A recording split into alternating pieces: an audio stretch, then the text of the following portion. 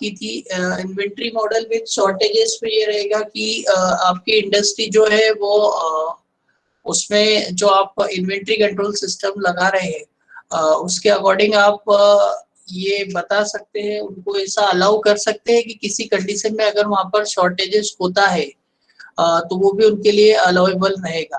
तो इस केस में हमको देखना है कि अगर आप शॉर्टेज अलाउ कर देते हैं वहां पर तो किस तरीके से उसके कैलकुलेशंस होते हैं और कैसे उसको कैलकुलेट किया जाता है। ये डेरिवेशन थोड़ा सा बड़ा है और एक्चुअली बुक्स वगैरह जो हम देखते हैं उन बुक में ये डेरिवेशन प्रॉपरली कहीं दिया नहीं है। मैंने 4 से 5 अलग अलग बुक रेफर की थी और ये डेरिवेशन शॉर्ट में वहाँ खत्म कर दिया जाता है।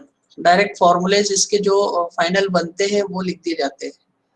तो काफी मेहनत करने के बाद ये डेरिवेशन मैं खुद कर पाया हूँ, कम से कम 40 से 50 पेजेस खराब करने के बाद।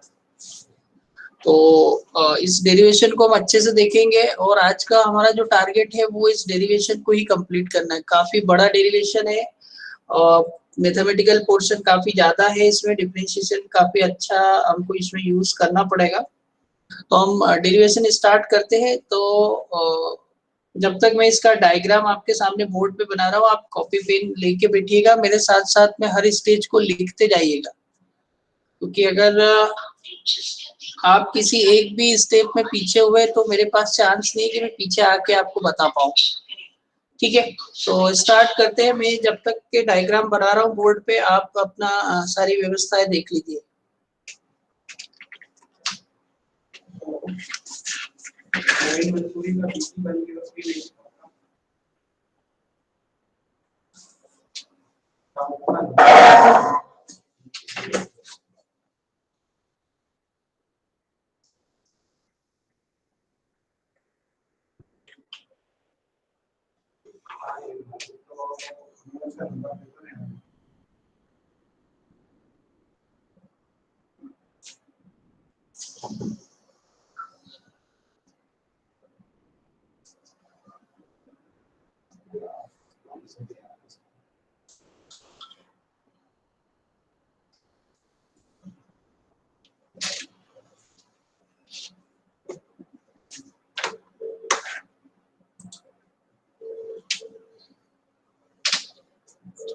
ये ऑर्डर क्वांटिटी है हमारे पास Q0 अमाउंट यहाँ तक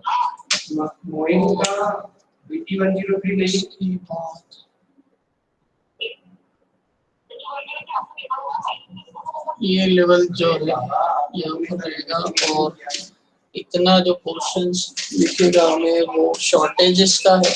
ये पोर्शन में शॉर्टेज है तो दिस इज शॉर्टेजेस कॉस्ट।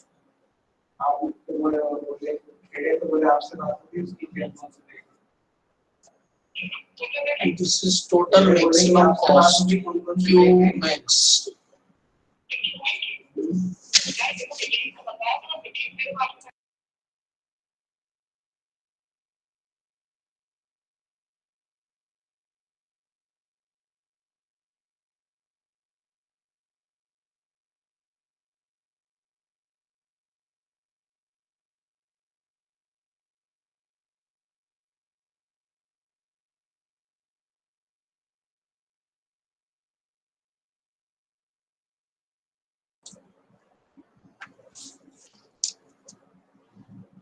ठीक है, तो इसका डायग्राम अभी बनाया है। इनिशियली जो टोटल मैक्सिमम क्वांटिटी अवेलेबल रहेगी आपके पास, टोटल मटेरियल अवेलेबल रहेगा, that will be equal to capital Q। Q0 जो रहेगा वो एक जो बफर स्टॉक या जो आपने शॉर्टेजेस अलाउ करा है उसके ऊपर का जो लेवल है that will be equal to Q0। ऐसे जो है वो आपने शॉर्टेजेस अलाउ कर रखा है, शॉर्टेजेस को यहाँ मैंने SH से डिनोट किया है और ये जो पोर्शन इतना है हेशिंग किया हुआ जो पोर्शन दिख रहा है टाइम पीरियड T2 के लिए वो आपका बता रहा है शॉर्टेजेस। T1 टाइम के लिए आपके पास अवेलेबल जो इन्वेंट्री है that is Q0, total available inventory is capital Q। अब इसको स्टार्ट करने के पहले इसके हम कुछ एजम्पशन देख लेते हैं आप चाहें तो एजम्पशंस जो है आपकी कॉपी में नोट डाउन कर सकते हैं। मैं बोर्ड पे शॉर्ट में लिखा रहा हूँ। फर्स्ट एजम्पशन जो है, जो रिप्लेनिशमेंट है वो इंस्टेंटेनियस है।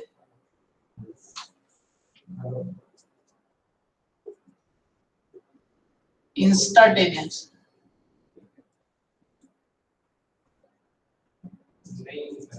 ठीक है। दैट मीन्स कि जैसे ही आपके पास मटेरियल आ जाता है वैसे ही ये लेवल अपने इनिशियल लेवल तक पहुंच जाता है। इस कंडीशन को बोलते हैं replenishment is instantaneous.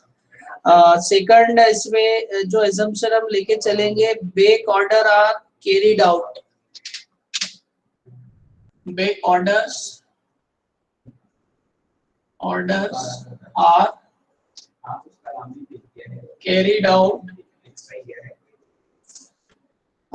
as the fresh charge of stock arrives. As the fresh stock of material arrives.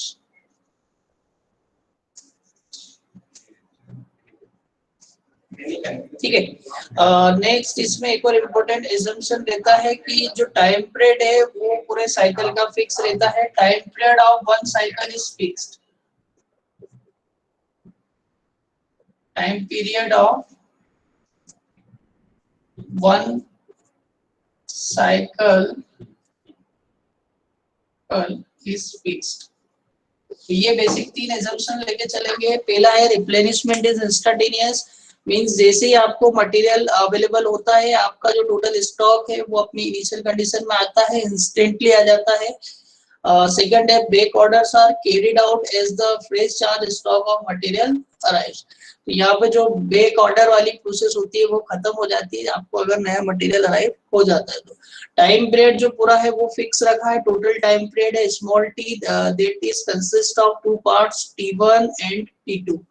For T1 time period, the available material is Q0, and for T2 time period there is a shortage, and the shortage quantity is SH. And total maximum inventory level is the sum of Q0 plus SH. That is material available before shortages and material shortage during the time period T2। तो इस तरीके से हमने इसका देखा और इसमें हमने assumption भी देखे। अब जो इम्पोर्टेंट चीजें हैं कुछ लिखने की है तो मैं आपको ओरल बोल रहा हूँ, आप लिख लीजिए इसे। The period of one cycle is T. The period of one cycle is T units of time. The period of one cycle is T units of time. These T units of time may be in number of days or in number of weeks or in number of months. तो T units ले रहे हैं हम यहाँ पर, small T units. Demand is more than the supply. एक और चीज हम ये assume कर रहे हैं इसमें, that is the demand is more than the supply. Demand जो है वो आपके supply से ज्यादा है। ठीक है। नेक्स्ट आप लिखिए इसमें, at the initial stage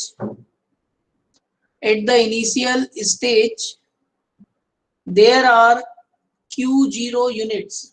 At initial stage there are Q0 units in inventory. Initial stage में आपके पास इन्वेंट्री में Q0 यूनिट्स अवेलेबल है। At the initial stage there are Q0 units in inventory which are exhausted by the time T1, which are exhausted by the time T1, जो कि T1 time में खत्म हो जाएगी। The shortages is allowed for the time T2. The shortages are allowed for the time T2. तो जो shortages है वो time T2 के लिए allowable है। And after which inventory is replenished instantaneously. And after which the inventory is replenished instantaneously.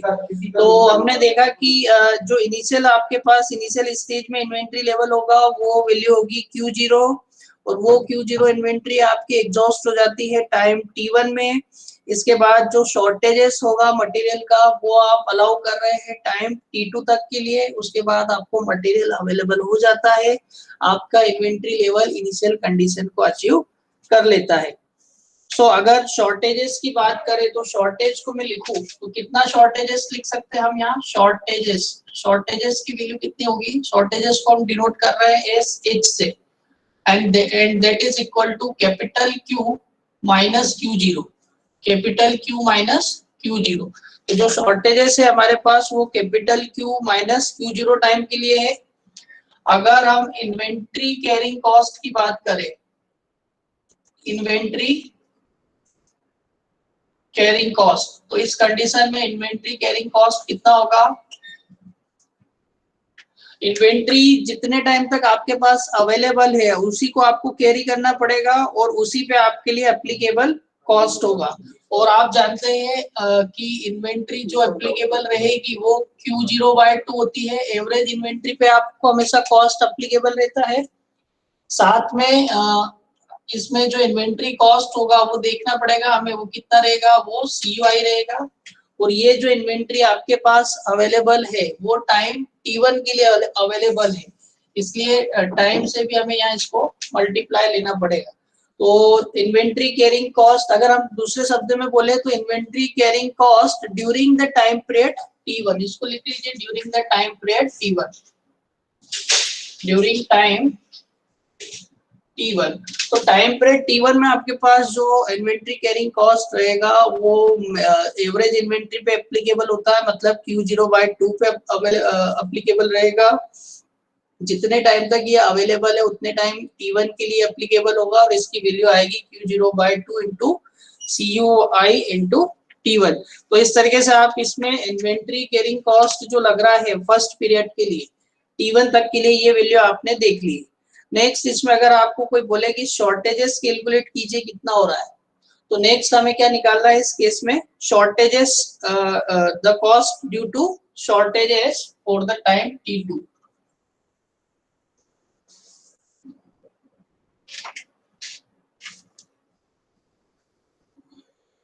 Next line से आप लिखिएगा the cost due to shortages,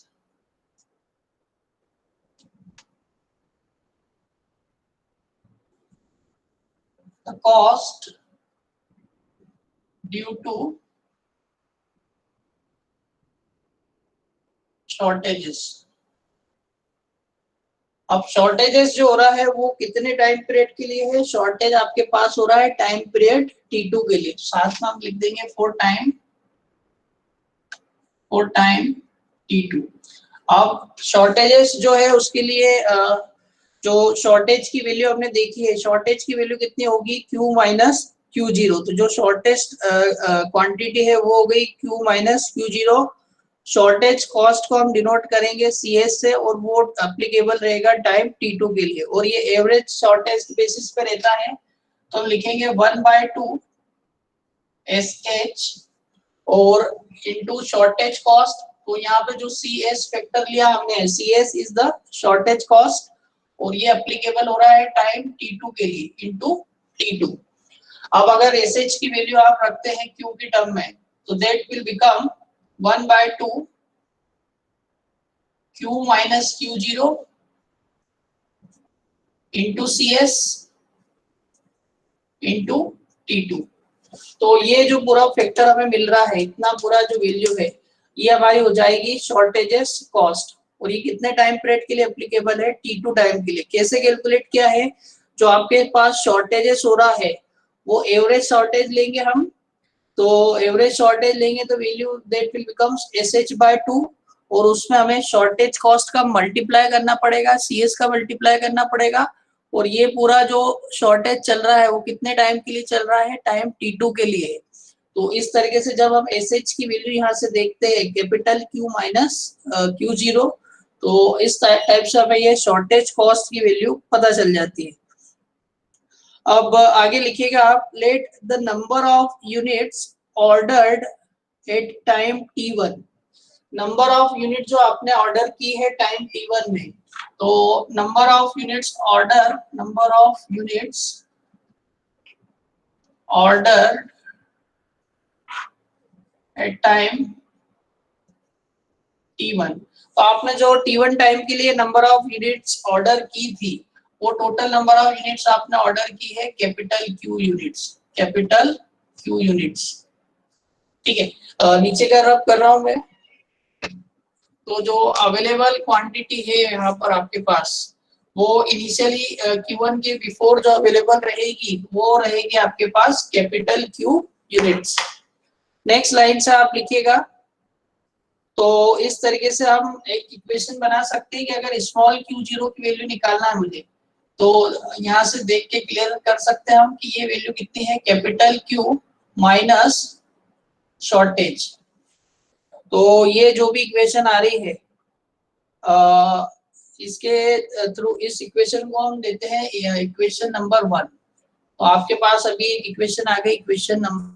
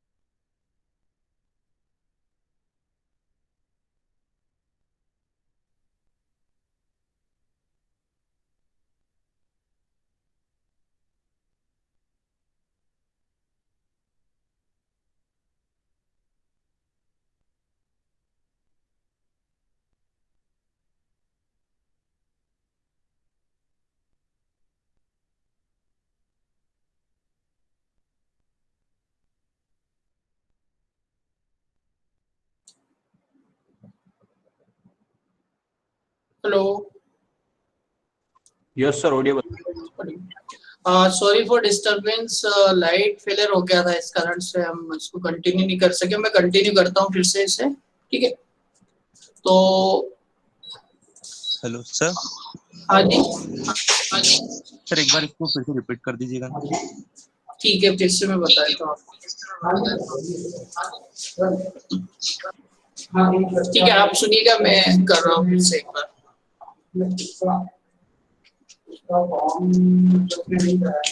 हाँ जी, तो अभी तक जो हमने डेरिवेशन देखा है, उस डेरिवेशन का मैं आपको एक बार शॉर्ट में फिर से रिवाइज करा देता हूँ, ताकि हमारी जो फ्लो की कंटिन्यूटी है वो बनी रहे।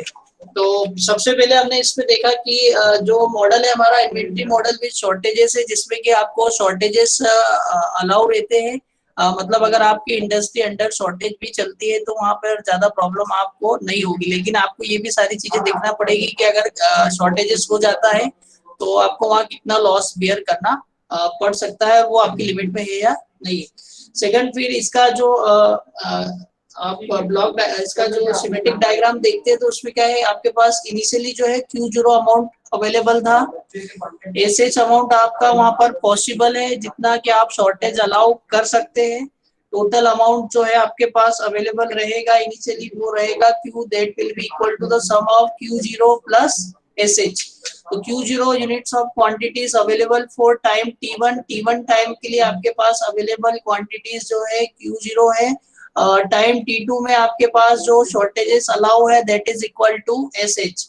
तो इतना आपको डेटा जो है इस ग्राफ से क्लियर हो रहा है। फिर हमने देखा था कि इस टाइप का अगर मॉडल है तो उसके लिए आप क्या क्या एजम्पशन लेके चलते हैं। उसमें एजम्पशन में हमने पहला देखा था कि जो रिप्लेनिशमेंट होता है वो इंस्टेंटेनियस होता है। The replenishment is instantaneous, that means जैसे आपको मटेरियल रिसीव होता है, आपकी जो क्वांटिटी है वो सडनली राइज करके इनिशियल लेवल जो होता है उसको अचीव कर लेती है। सेकंड, जो बैक ऑर्डर होता है वो कैरिड आउट होता है is the fresh charge is arrives. तो जैसे ही फ्रेश चार्ज अराइव हो जाता है तो आपको जो स्टॉक आउट वाली पोजीशन होती है वो हट जाती है। थर्ड, इसमें हमने एक और देखा था कि जो टाइम पीरियड है साइकिल का, टोटल जो टाइम पीरियड टी है वो साइकिल टाइम पीरियड आप इसमें फिक्स मान रहे हैं। टाइम पीरियड फिक्स मान रहे हैं, दैट मीन्स कि जो भी पूरा साइकिल टाइम है वो आपने 2 वीक के लिए, 6 वीक के लिए, 1 महीने के लिए, 6 महीने के लिए, 1 साल के लिए, जितना भी डिसाइड किया वो टाइम पीरियड आप हमेशा इसमें फिक्स मान के चलेंगे।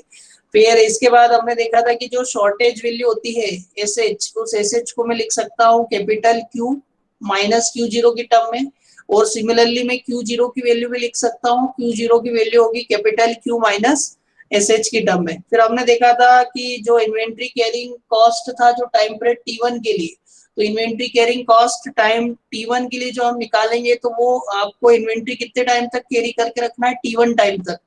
और इन्वेंट्री कैरी हमेशा होती है एवरेज इन्वेंट्री के बेसिस पे। तो एवरेज इन्वेंट्री आपकी रहेगी Q0/2, और उसमें जो एप्लीकेबल कॉस्ट रहेगा that will be equal to CUI।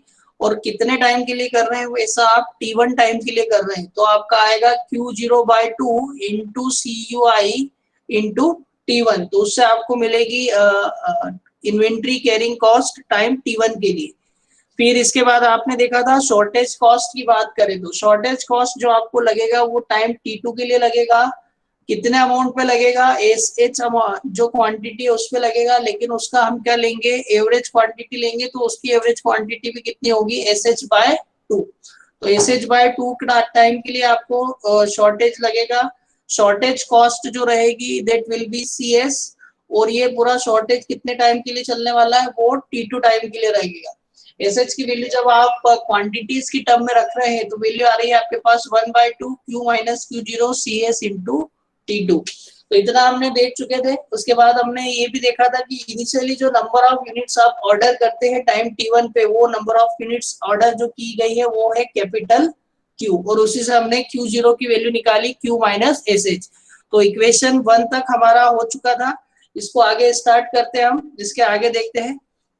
आगे इसमें जो वैल्यू रहेगी वो हमको निकालना है कि average inventory level T1 plus T2, पूरा T1 से लेके T2 तक एवरेज इन्वेंट्री लेवल हमारे पास कितना अवेलेबल था। तो वो कैसे हम कैलकुलेट कर सकते हैं, उसे हम लिखते हैं एवरेज इन्वेंट्री लेवल आप लिखते जाइए साथ में, average inventory level in time T1 plus T2, average inventory level in time T1 plus T2। तो टाइम T1 plus T2 में टोटल एवरेज इन्वेंट्री लेवल हमारे पास कितना अवेलेबल है। Average inventory level in time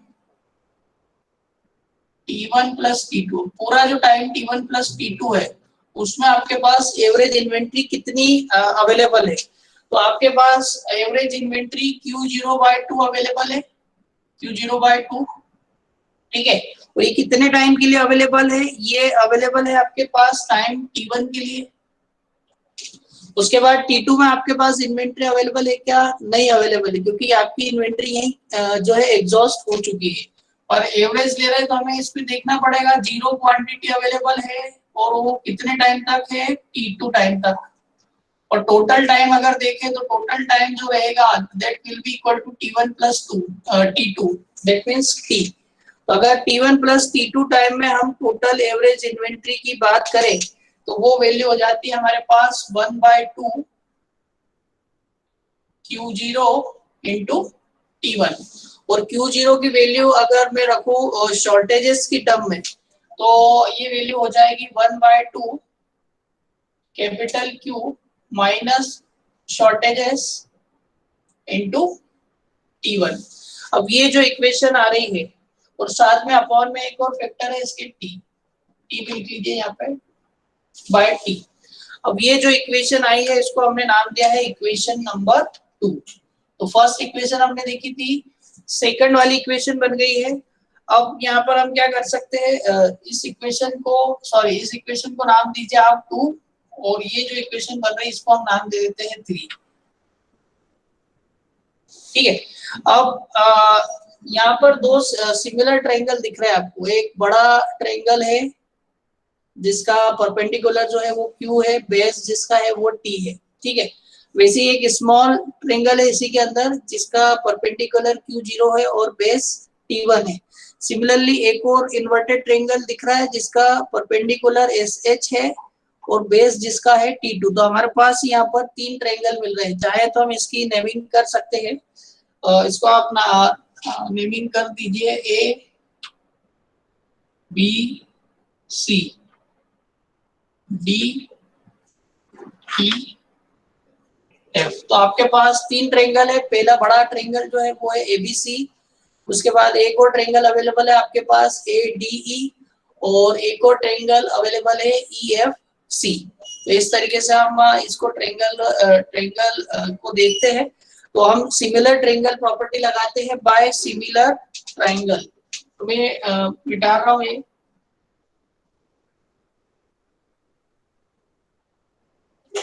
bye similar triangle.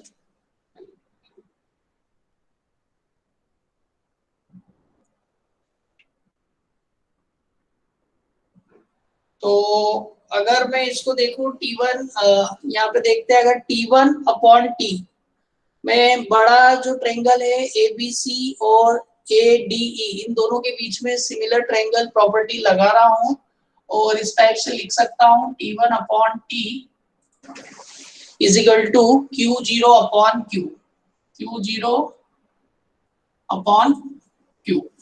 तो इन दोनों properties इसमें हमने similar triangle property लगाई है। और Q0 की वैल्यू अगर मैं शॉर्टेजेस की टर्म में लिखूं तो T1/T is equal to Q minus shortage SH/Q। तो यहाँ से एक वैल्यू मुझे मिल रही है जो कि T1/T की वैल्यू रहेगी जिसे हम आगे यूज करेंगे, ठीक है। वैसे ही एक और सिमिलर ट्रायंगल प्रॉपर्टी लगा रहे हैं बाय अगेन हम एक और सिमिलर ट्रायंगल प्रॉपर्टी लगा रहे हैं अगेन बाय सिमिलर ट्रायंगल।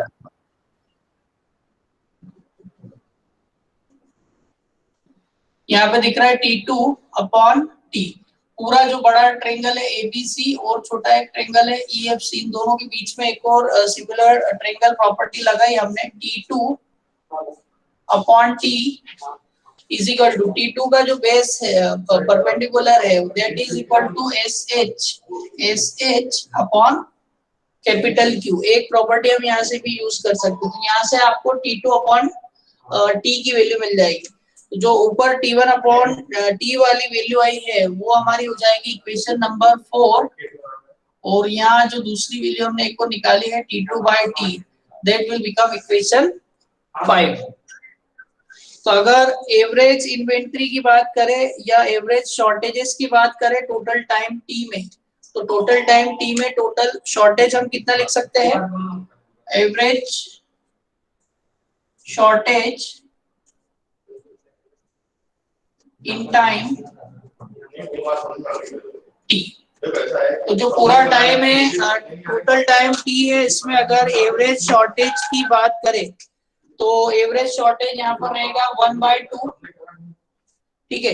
और ये इसमें जो फर्स्ट टाइम पीरियड है Q0, इसमें जो इन्वेंट्री का शॉर्टेज है वो इन्वेंट्री का शॉर्टेज रहेगा 0।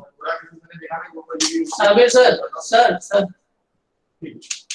तो उसमें क्या है कि एवरेज जितना रहेगा वो एवरेज शॉर्टेज जो टाइम T1 है उसमें एवरेज शॉर्टेज कितना है? 0 है, क्योंकि यहाँ कोई शॉर्टेज हो ही नहीं रहा था। तो इसके साथ हम वैल्यू लेंगे 0, और ये कितने टाइम तक चला था? ऐसा T1 तक चला था। दूसरी कंडीशन जो शॉर्टेज हो रहा है T2 टाइम के लिए, वो कितना शॉर्टेज है? SH। तो SH शॉर्टेज जो आपका चला है वो चला है टाइम T2 तक के लिए, और टोटल जो टाइम पीरियड है आपका वो कितना था?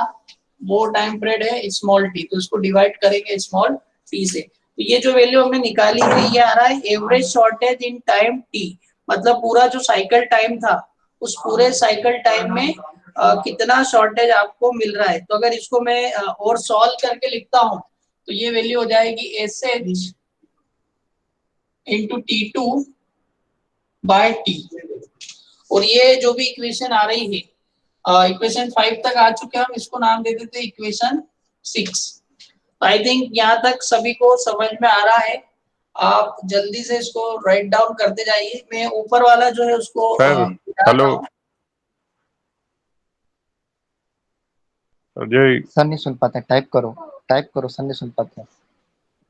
ठीक है, तो नेक्स्ट इसके आगे जो हम कर सकते हैं उसमें ये है कि जो इक्वेशन 4 से वैल्यू आई थी हमारे पास, उसकी वैल्यू हमें इक्वेशन 3 में यूज करना है। तो हम यहाँ लिखते हैं पुट द वैल्यू ऑफ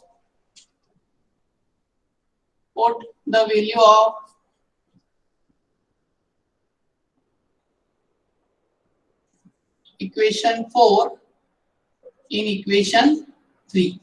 तो एक बार फिर से देखते हैं कि इक्वेशन 3 में जो हमने वैल्यू निकाली थी वो वैल्यूज कौन सी थी। तो इक्वेशन 3 की अगर बात करते हैं हम,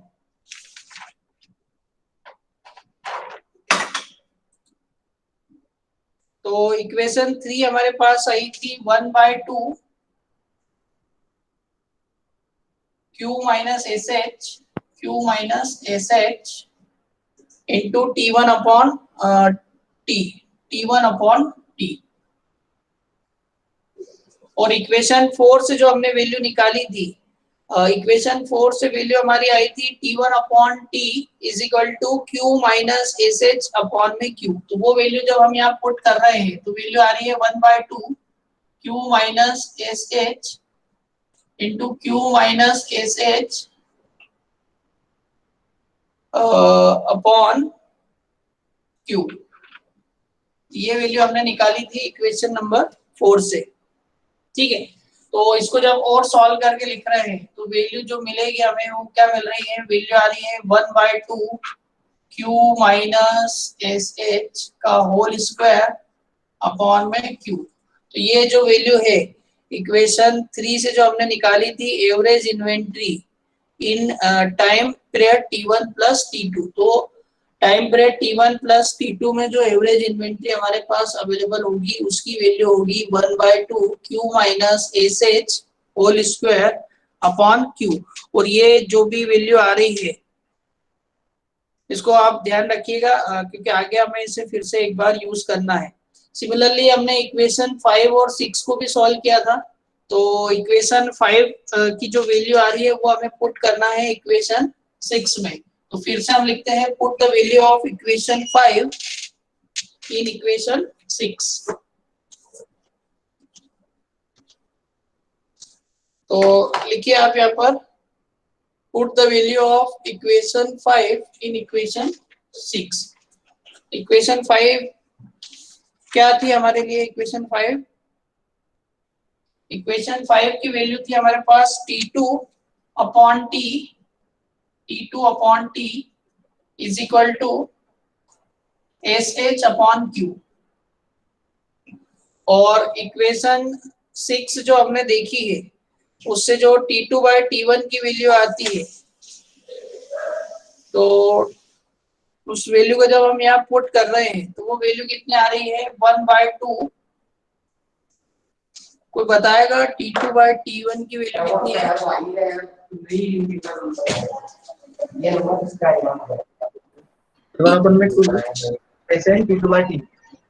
इक्वेशन 5 की जो वैल्यू आ रही है वो हम इक्वेशन 6 में यूज करेंगे। तो T2 बाय T जो इक्वेशन 6 हमारी बन रही थी, इक्वेशन 6 से हमारे पास T2 by T into SH। अब T2 बाय T की वैल्यू कितनी है? इक्वेशन 5 से हमारे पास SH अपॉन Q। ये वैल्यू जब हम यहाँ पुट करते हैं तो हमें मिलेगा SH अपॉन Q इंटू 1/2 भी आएगा। हाँ 1/2 भी आएगा। यहाँ में 1/2 लिखना भूल गया हो क्या? हाँ 1/2 आएगा जो यहाँ हमने लिखा नहीं, ठीक है, तो 1/2 भी आएगा। तो 1/2 T2 by T into SH। और T2 बाय T की जो वैल्यू थी इक्वेशन 5 से जब हमने देखी, T2 बाय T की वैल्यू है SH अपॉन में Q। तो जब वैल्यू हम यहाँ लिख रहे हैं तो ये ओवरऑल बन रहा है 1/2 SH स्क्वायर। इसको SH स्क्वायर लिख लेते हैं, 1/2 SH स्क्वायर अपॉन Q। तो ये जो वैल्यू आ रही है इस वैल्यू से हमें ये मिलेगा कि जो एवरेज इन्वेंट्री में शॉर्टेज हुआ है, average shortage during the time period T, तो पूरा टाइम पीरियड T में जो एवरेज शॉर्टेज है उसकी वैल्यू आ गई 1/2 SH स्क्वायर बाय Q। तो ये भी आप ध्यान रखिएगा, ये आगे हम यूज करने वाले। एक्चुअल में क्या है, बोर्ड पे मिटाने के बाद मुझे दिखता नहीं कि कहाँ पे लिखा था, ठीक है। तो आगे अब चलते हैं, अब कुछ कॉस्ट की बात करते हैं कि इस पूरी प्रोसेस में कॉस्ट कितनी लगेगी, क्योंकि हमारा अल्टीमेट एम इसमें यही है कि कॉस्ट को हम रिड्यूस कर सके। तो कॉस्ट आप लिखिएगा कौन कौन से कॉस्ट यहाँ पर एप्लीकेबल हो रहे हैं और कैसे लग रहे हैं। तो पहला अगर हम कॉस्ट की बात करें तो फर्स्ट कॉस्ट इसमें जो लगेगा वो रहेगा हमारा average inventory carrying cost. Average inventory carrying cost, तो एवरेज इन्वेंट्री कैरिंग कॉस्ट कैसे लिख सकते हैं हम इसमें?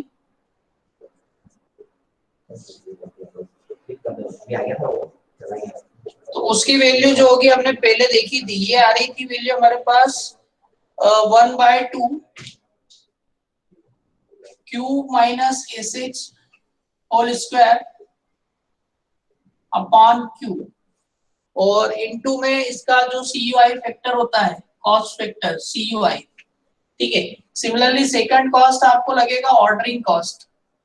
ऑर्डरिंग कॉस्ट, ऑर्डरिंग कॉस्ट जो होता है वो ऑर्डर देने पे एप्लीकेबल रहेगा।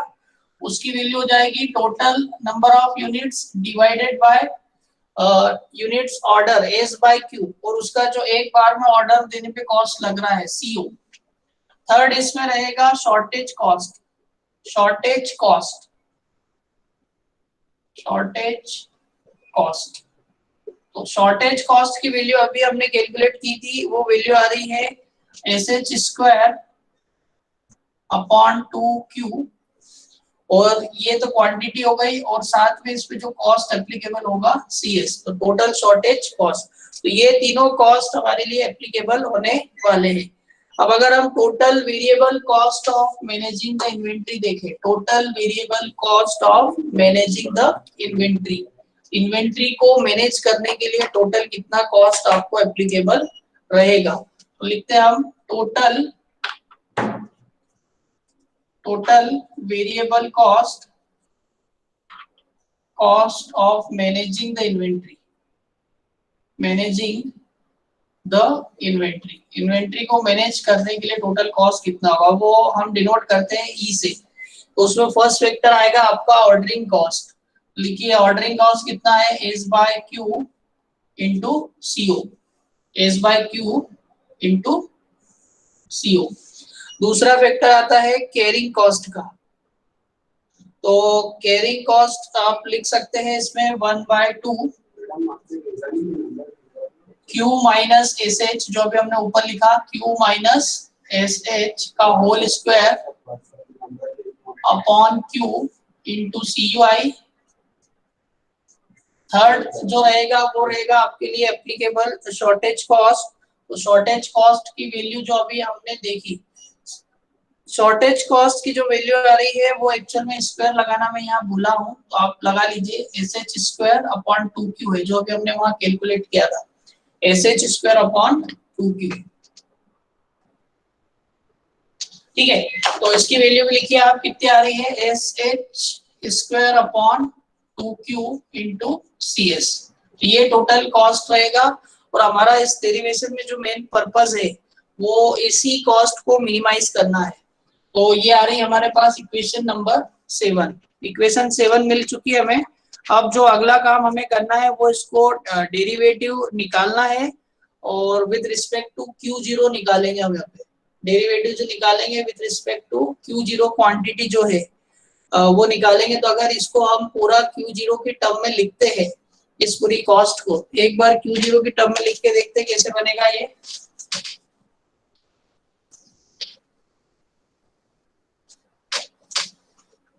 तो अगर इसे मैं Q0 की टर्म में लिखता हूं तो E की वैल्यू होगी 1/2 Q0 स्क्वायर। यहाँ पे पूरे इस पूरे की जगह मैंने रिप्लेस करा है Q0 से, 1/2 Q0 स्क्वायर अपॉन में Q into CUI plus SH square upon 2Q। अब ये जो SH है इसको भी मुझे Q0 की टर्म में रिप्लेस करना है। तो SH की वैल्यू Q0 की टर्म में हम लिख सकते हैं Q माइनस Q0। यहाँ पे इस SH की जगह हम लिख सकते हैं Q माइनस Q0। तो ये क्या हो जाएगा, ये होगा Q माइनस Q0 का होल स्क्वायर अपॉन 2Q। ठीक है, और साथ में इसकी कॉस्ट है CS। लास्ट वाला जो फैक्टर है ऑर्डरिंग कॉस्ट का, तो उसको तो कुछ चेंज करने की जरूरत है नहीं, तो S by Q into CO. अब करिए इसका DE by D Q0 quantity के रिस्पेक्ट में इसका डेरिवेटिव निकालना है। तो डेरिवेटिव निकालते कितना आएगा, Q0 स्क्वायर का Q0 के रिस्पेक्ट में अगर हम करते हैं तो वैल्यू आएगी 1/2 इंटू 2 Q0 अपॉन में कैपिटल Q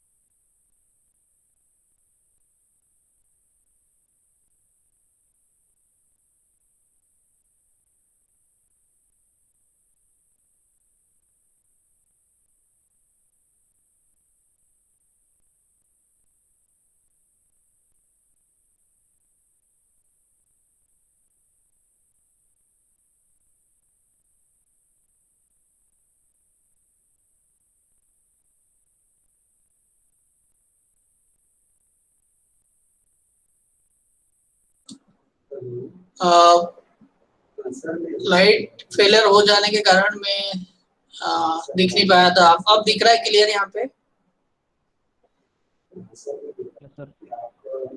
सर कैमरा थोड़ा सा ठीक। ऊपर कर दीजिएगा, वो ऊपर वाली लाइन नहीं दिख रही है। क्या ऊपर क्या नहीं दिख रहा है?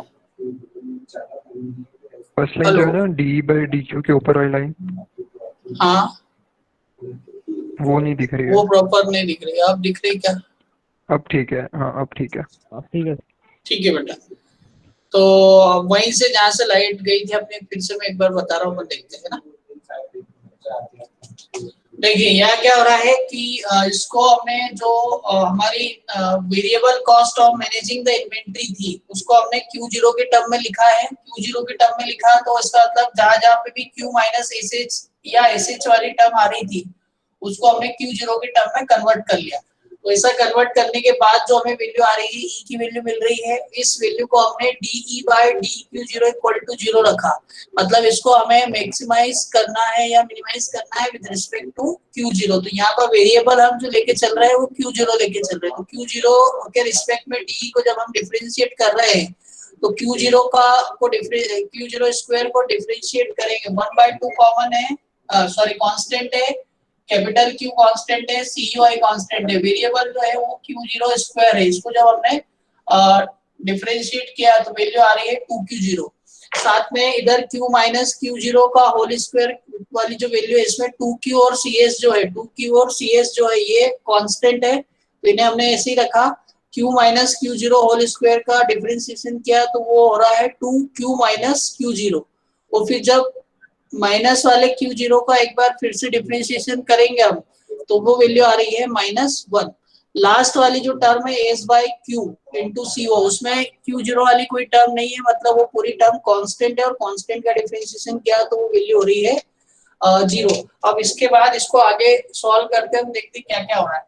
तो 2 से 2 को कैंसिल करा, वैल्यू मिलेगी हमें Q0 अपॉन में Q इंटू CUI। ठीक है, साथ में यहाँ पर जो 2 है, 2 से 2 को फिर कैंसिल किया, यहाँ एक वैल्यू आ रही है, और साथ में माइनस का आगे मल्टीप्लाई करते हैं तो यहाँ वैल्यू आ जाएगी नेगेटिव। और ओवरऑल वैल्यू अगर देखें तो हो रही है Q minus Q0 upon capital Q into CS। ठीक है, इसी को और कंटिन्यू करते हैं हम। तो Q और इस पूरे वैल्यू को इक्वेट कराना है हमें 0 से, तो इसको 0 से इक्वेट करा दीजिए। इसको जब कंटिन्यू कर रहे हैं आगे तो क्या हो रहा है, Q0 upon Q into CUI minus, इसको फैक्टराइज अलग अलग फैक्टर में ब्रेक करते हैं हम, तो Q अपॉन Q हो जाएगा 1 minus Q0 upon capital Q, और साथ में इसमें मल्टीप्लाई हो रहा है CS का, CS and that is equal to 0। यहाँ तक आप लिखते जाइए साथ साथ में।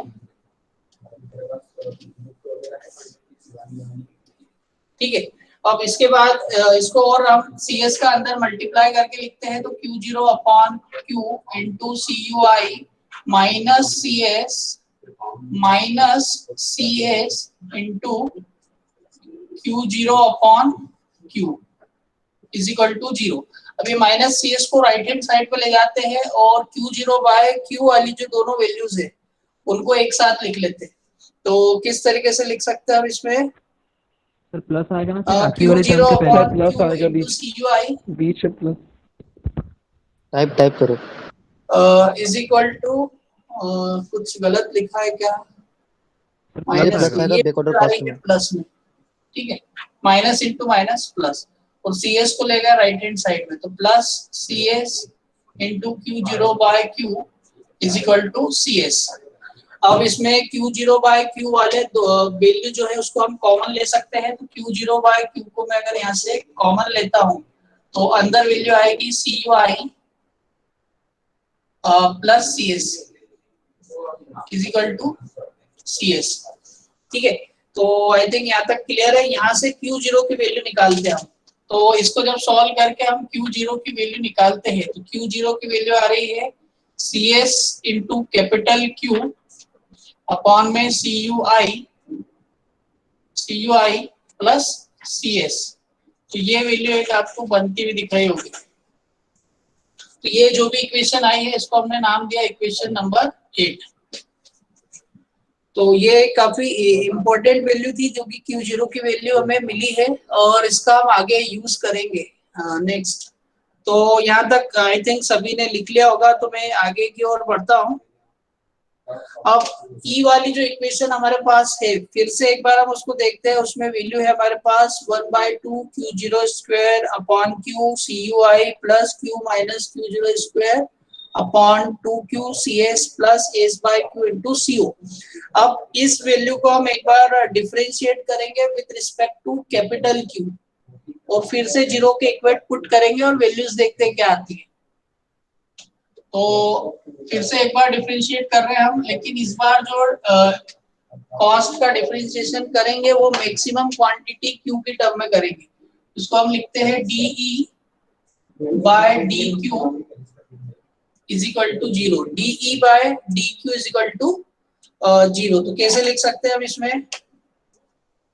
यहाँ पर 1/2 जो है वो कांस्टेंट है, Q0 स्क्वायर की जो वैल्यू है वो कांस्टेंट है। 1 अपॉन Q का डिफरेंशिएशन जब हम करेंगे, 1 अपॉन Q का डिफरेंशिएशन होता है -1 अपॉन Q स्क्वायर। तो माइनस साइन में आगे ले रहा हूँ, 1 अपॉन कैपिटल Q स्क्वायर आ जाएगा। साथ में मल्टीप्लाई में लिखेंगे CU इंटू I प्लस। अब नेक्स्ट वाली जो टर्म है वो उसमें Q माइनस Q0 स्क्वायर भी आ रहा है और अपॉन में Q भी आ रहा है। मतलब f ऑफ x अपॉन में g ऑफ x वाला कुछ इस टाइप की कंडीशन बन रही है। तो इसको हमें जो डेरिवेशन का जो फॉर्मूला होता है डिवीजन वाला, उसके थ्रू हमें इसको सॉल्व करना पड़ेगा। तो अब इसमें देखते हैं हम कांस्टेंट क्या क्या है। तो इसमें CS कांस्टेंट है और 2 की वैल्यू कांस्टेंट है। अंदर वाली वैल्यू में देखें तो एक नीचे वाला फैक्टर है, ऊपर वाला न्यूमरेटर और डिनोमिनेटर। तो अगर फॉर्मूला हम लगाए तो डिनोमिनेटर को छोड़ा, मतलब Q की वैल्यू को हम छोड़ते हैं, Q माइनस Q0 स्क्वायर का डिफरेंशिएशन करते हैं। तो Q माइनस Q0 स्क्वायर का डिफरेंशिएशन Q के रिस्पेक्ट में करेंगे तो वो होगा 2 Q माइनस Q0। और अंदर वाली वैल्यू Q माइनस Q0 का फिर से करूंगा तो वैल्यू आ जाएगी 1। तो वो लिखने की जरूरत नहीं है, तो हम लेते हैं आगे माइनस। फिर क्या करेंगे, Q माइनस Q0 स्क्वायर को छोड़ा, Q minus Q0 whole square value को हम छोड़ते हैं यहाँ पर और Q का करते हैं। तो Q का डिफरेंशिएशन हो जाएगा यहाँ पर 1। इस पूरे के होल अपॉन में यहाँ वैल्यू मिलेगी Q। ठीक है। इसके साथ साथ में जो लास्ट वाली जो टर्म आ रही है इसमें भी Q आ रहा है, तो 1 अपॉन Q का यहाँ पर करेंगे तो वो हो जाएगा -1 अपॉन Q स्क्वायर। तो हो जाएगा S upon Q square into CO। और इस पूरी वैल्यू को इक्वेट करा हमने 0 से। तो यहाँ तक चेक कीजिए सही है कि नहीं। आप लोग भी इसको करिए और देखें सही आ रहा है कि नहीं। Q स्क्वायर आएगा नीचे। मिस्टेक तो नहीं है, अगर मिस्टेक होती सेकंड है टर्म तो में आप Q चेक स्क्वायर बॉक्स में लिख देना। ठीक है। तो मैं फिर से एक बार देख लेता हूँ इसका कैलकुलेशन मैंने सही किया है या नहीं। -Q0 square upon 2 into 1 upon Q minus Q0 square CUI upon में 2Q स्क्वायर CUI। ठीक है। और CS बाय 2 बाहर लिया है, Q into 2Q minus 0 square into 1 upon minus Q0। ये Q0 है, इसको थोड़ा सा बड़ा लिख लीजिए। ठीक है। तो यहाँ तक मैंने चेक भी कर लिया है, ये वैल्यू सही आ रही। तो आगे बढ़ते हैं इसमें। अब पूरा मैथमेटिक्स हमें यूज करना है इसमें और कैपिटल Q की वैल्यू हमें यहाँ से फाइंड आउट करना है कि वो वैल्यू कितनी निकलती है। तो आगे बढ़ते हैं इसमें। ये वैल्यू आ रही है -Q0 स्क्वायर अपॉन में 2Q square CUI plus CS by 2। अंदर की वैल्यूज को सॉल्व करते हैं। 2q का q में मल्टीप्लाई किया तो 2q square minus 2q into q0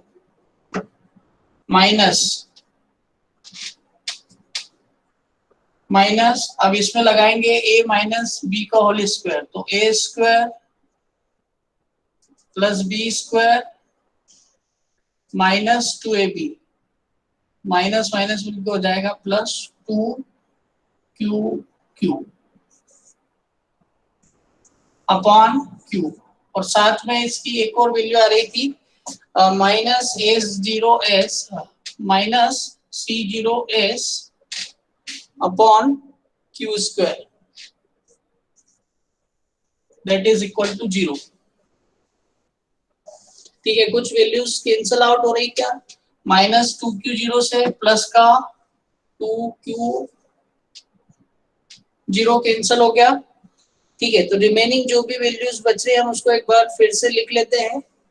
2q square minus q square करेंगे, पहले यहाँ लिखते हैं हम minus q0 square upon 2q square into cui plus cs by 2 into 2q square में से q स्क्वायर गया तो capital Q square minus q0 square upon q और साथ में माइनस का COS upon q square is equal to 0।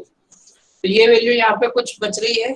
अब अगर देखें हम ध्यान से तो 2q स्क्वायर यहाँ पे है, 2q इसमें मिल रहा है हमें, 2 को अगर अंदर लिख देते हैं तो, और q स्क्वायर यहाँ पे मिल रहा है। तो अगर ओवरऑल देखें तो इसका जो एलसीएम है वो एलसीएम की वैल्यू आ रही है 2q स्क्वायर और जब एलसीएम को हम लिखते हैं एलसीएम लेने के बाद वैल्यूज तो यहाँ क्या बचेगा minus q0 square cui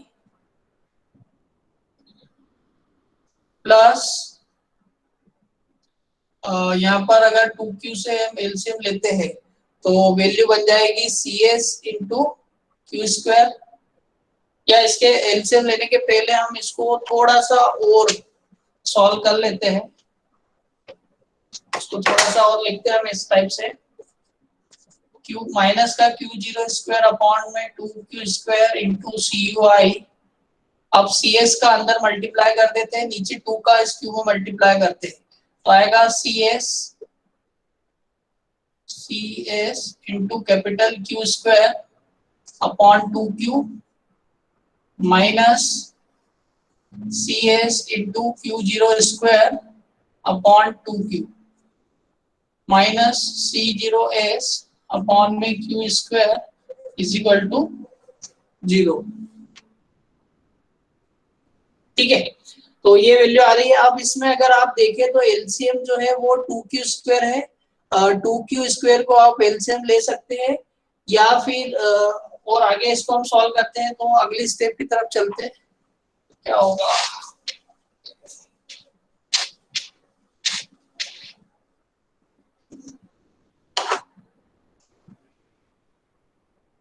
minus q0 square upon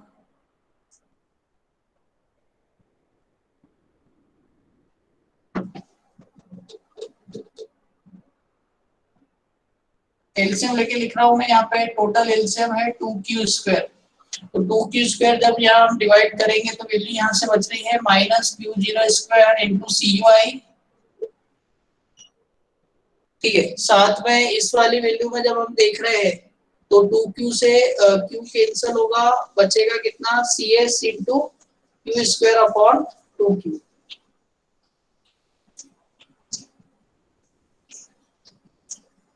q square cs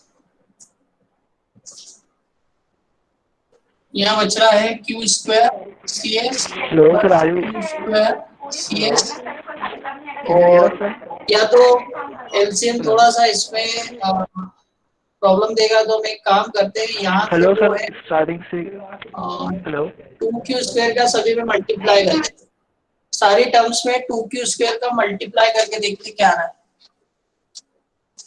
hello सब में हमने स्टार्टिंग से 2q दिक्कत है स्क्वायर सर। से मल्टीप्लाई किया है, हेलो 2q स्क्वायर से जब मल्टीप्लाई कर रहे हैं तो ऊपर वैल्यू आएगी हमारी sir minus Q zero sir को कॉल स्क्वायर कर दो सी रे। एस कॉल कर लो। Minus Q zero square C U अभी आई पूरा गलत हो जाएगा, कॉल करो।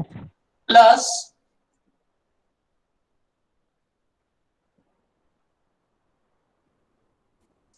मयूर कर रहा है क्या call? C S into Q Q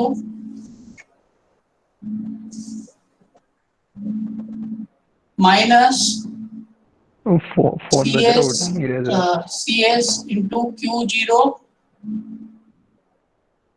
into Q और minus two C O S is equal to 0।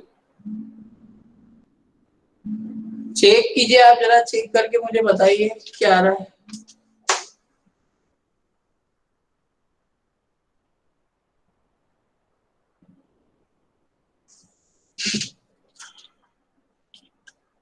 हाँ जी मयूर। सर कॉल नहीं हाँ। उठा रहा। अरे हाँ बोलिए बेटा। सर वो आपने स्टार्टिंग में थोड़ी सी गलत कर दिया था। कहाँ से? सर वो जो आपने जो अपन ने डी वाई क्यू का फॉर्मूला लगाया था ना, उसमें क्यू स्क्वायर आएगा और जो लास्ट में क्यू स्क्वायर वहाँ पे 2 भी आएगा। अच्छा मैंने कहीं मिस्टेक कर दिया ना उसको करते में। हाँ सर, जो लास्ट में लास्ट ये इस वाली में सर इसके बाद वाली में ये जो क्यू स्क्वायर आएगा सर, ये इसी में सेकंड टर्म इसी के ऊपर second sir term C Q S square by आएगा। 2 और Q square minus Q not square, Q zero square upon Q square होगा वो। इसके ऊपर, इसके ऊपर सर, ऊपर जस्ट ऊपर हाँ क्यू स्क्वायर आएगा सर। क्यू मीटर में स्क्वायर। नीचे, इसके नीचे क्यू स्क्वायर होगा। अच्छा ये हाँ हाँ हाँ हाँ हाँ होल स्क्वायर में क्यू स्क्वायर आता है ना। और ठीक सर है वो ठीक जो है। आपने लास्ट वाली टर्म में उसमें 2 भी आएगा ना। इसमें हाँ इसमें एक मिनट में देखता हूँ। नहीं इसमें 2 कैसे आएगा? ये तो अच्छा एस सही है बाय सही क्यू सही इंटू सही है सी ओ था ना। एस सही है बाय सर। क्यू तो उसका -1 अपॉन क्यू स्क्वायर हो जाएगा। तो ये वाली तो ठीक है। मतलब इसमें मैंने नीचे जो होल स्क्वायर लगाते हैं अपन फॉर्मूला वाला, वो होल स्क्वायर लिखना मैं शायद भूल गया था, जिससे मैं आगे जाके इस डेरिवेशन में यहाँ अटक गया हूँ। ठीक है बेटा, है ना। थैंक यू आपका बताने के लिए, ताकि इसको हम अब इसको सॉल्व कर सके। मैं यहाँ से फिर से एक बार रेक्टिफाई करके फिर से करता हूँ आगे। तो क्यू जीरो स्क्वायर अपॉन 2, ये यहाँ पर हमारी मिस्टेक हो गई थी। जो फॉर्मूला लगाना था उसमें क्यू स्क्वायर यूज करना था और मैं बाय चांस उसको लिखना भूल गया। तो इसके कारण क्या हो रहा है कि पूरी प्रॉब्लम हो गई। तो अब इसको हम फिर से एक बार लिखते हैं। तो इस स्टेप को मैं फिर से मिटा कर लिखता हूँ और इस बार ध्यान से लिखता हूँ। यहाँ आएगा माइनस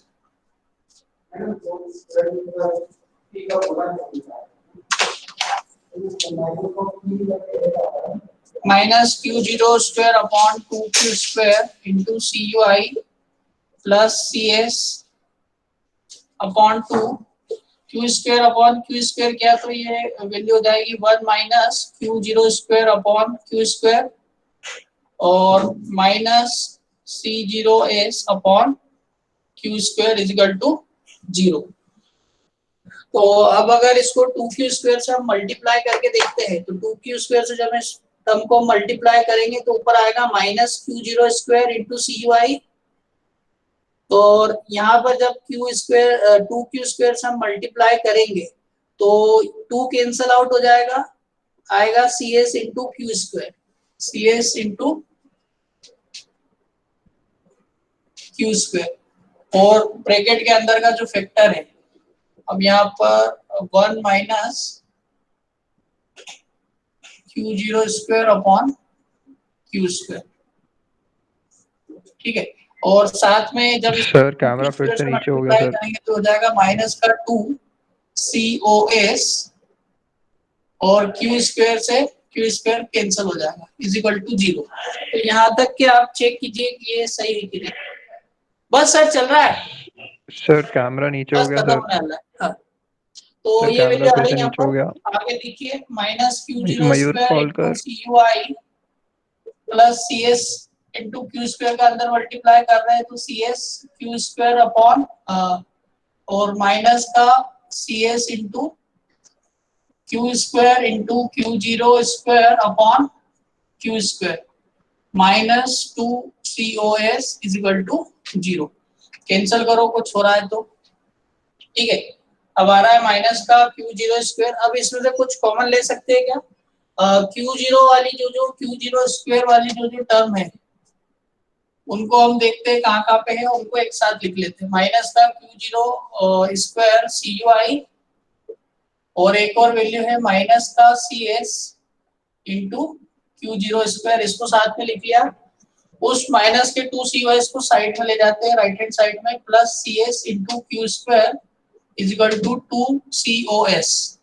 ठीक है, इस टाइप से हमने इसको लिख लिया है।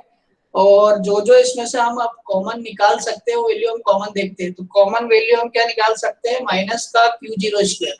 यहाँ पर माइनस का Q0 स्क्वायर है, इसको मैं कॉमन निकाल रहा हूँ। अंदर बचेगा CUI प्लस CS और साथ साथ में plus CS into Q square plus Q square CS और that is equal to 2COS। ठीक है, अब इसमें हमें क्यू स्क्वायर वाली वैल्यू को एक साइड रखना है।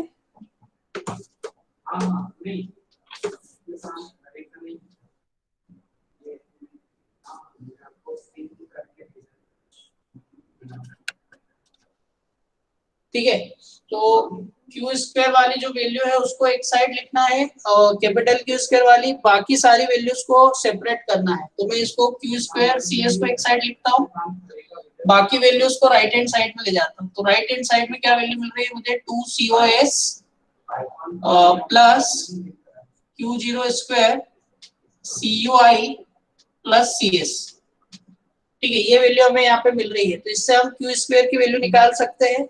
तो फाइनल जो क्यू स्क्वायर की वैल्यू आ रही है वो होगा Q square is equal to 2COS upon CS plus Q0 square CUI plus CS upon में CS। ये वैल्यू एक मिल रही है हमें। तो ये है क्यू स्क्वायर की वैल्यू। अब ये जो भी वैल्यू आई है इसको हम देते हैं इक्वेशन नंबर 9। और इसके बाद जो करना है हमें, जो इक्वेशन नंबर 9 से वैल्यू निकाली थी हमने, वो इक्वेशन नंबर 8 की जो वैल्यू निकाली थी हमें वो इक्वेशन नंबर 9 में पुट करना है।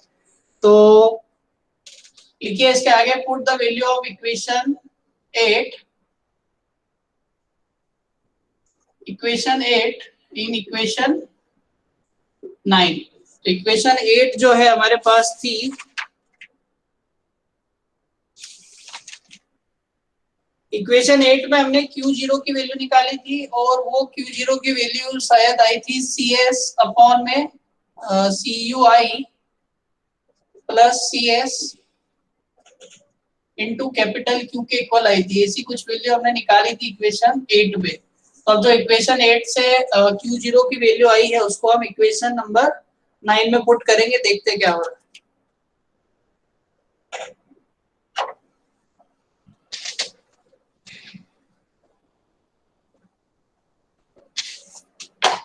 ठीक है, तो इक्वेशन 9 में जब हम वैल्यू पुट कर रहे हैं तो वैल्यू हमें कुछ इस तरीके से आ रही है। Q square is equal to 2COS upon में CS प्लस, अब इसकी वैल्यू Q0 की वैल्यू रख रहा हूं मैं, तो Q0 की वैल्यू है CS upon CUI plus CS और इस पूरे का होल स्क्वायर किया। तो ये होल स्क्वायर इस टाइप से मैं लिख रहा हूँ यहाँ पे, और इसके साथ मल्टीप्लाई में जो है वो है वैल्यू इंटू Q भी है तो Q स्क्वायर, और साथ साथ में जो वैल्यू हमने निकाली है वो CUI plus CS upon CS है। तो CS स्क्वायर से CS कैंसल, CUI स्क्वायर से CUI प्लस CS कैंसल। तो Q स्क्वायर की जो वैल्यू आ रही है Q स्क्वायर अब इसमें भी क्यू स्क्वायर आ रहा है, तो जो क्यू स्क्वायर वाली वैल्यू है इसको लेफ्ट हैंड साइड में ले जाते हैं, तो Q square minus C S upon में C U I plus C S into Q square, और that is equal to 2 C O S upon C S. तो दोनों में से क्यू स्क्वायर को कॉमन निकाल रहे हैं, क्यू स्क्वायर को अगर कॉमन निकालते हैं तो वैल्यू आ रही है 1 माइनस सी एस अपॉन में C U I plus C S, ठीक है, और that is equal to 2 C O S upon में सी एस।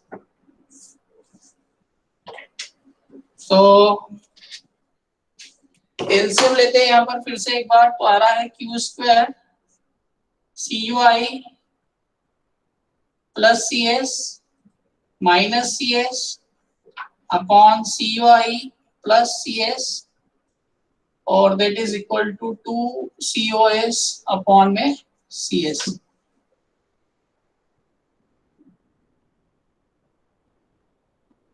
ठीक है, अब कुछ कैंसल आउट हो रहा है, क्या कैंसल हो रहा है सी एस से, सी एस कैंसल, तो क्यू स्क्वायर की वैल्यू आ रही है 2 C O S into C U I plus C S